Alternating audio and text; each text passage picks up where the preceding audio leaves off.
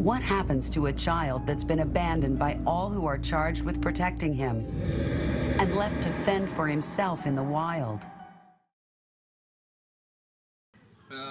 Best example of a feral child is Mowgli and Tarzan. Like, come on, guys. Like, feral children, we have seen them. We've all lived up to them. They are heroes to some. Sure. Some, they are just disillusioned children left in the wilderness to fend for themselves. Feral child for me is basically someone like who grew up in the wild, someone who understands like how the wild works, how the animals work, like what they need to survive. Yeah. What is a feral child? It's a child that's been raised by animals. How do I feel about feral children? It's actually kind of tricky and difficult. We're based in South Africa, so we don't see as many feral children, or none at all.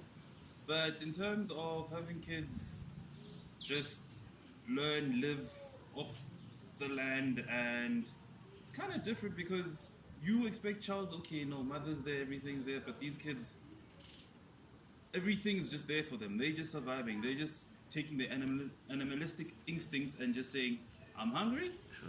I see food, sure. Is it food? Sure. And they learn as they go. So we still, okay, obviously they're still humans, but it's almost like an inact way of saying, go back to who you are in the most animalistic instinct as possible. Well, okay, it's not something that we used to, you understand?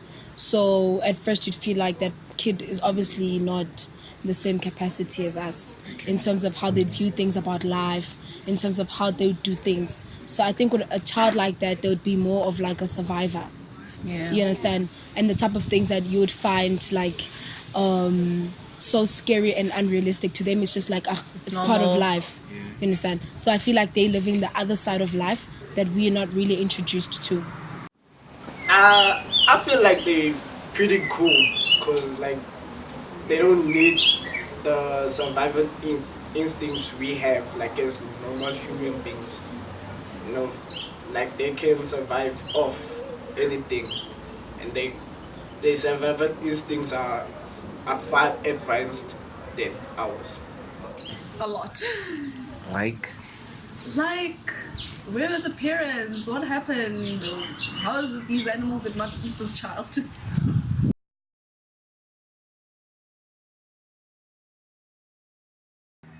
I think I would prefer a monkey. why a monkey? Because I think it's relatable to human beings. We kind of eat like the same thing. I'm able to eat a banana. I'm able to eat fruit, vegetable. Yeah, that's why. That's the reason. What would I go for? I don't know. Put me between Tarzan and Mowgli, wolves and gorillas. Why?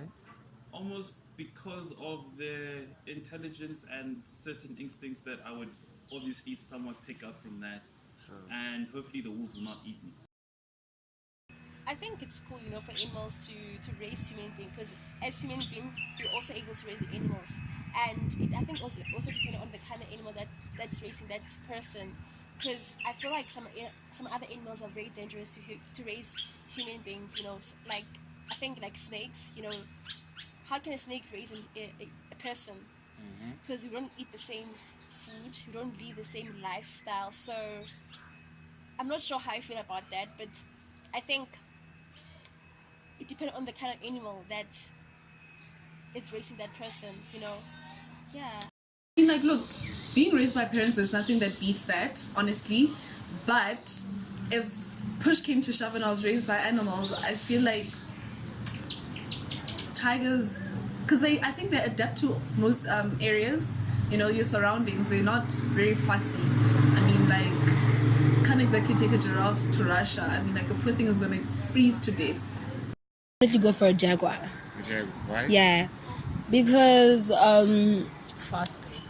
yeah, it's fast, and I always refer like how, I don't know, I feel like if you live like a jaguar, you always be steps ahead of people that are around you. So with a jaguar, like, you can never predict its moves. You understand?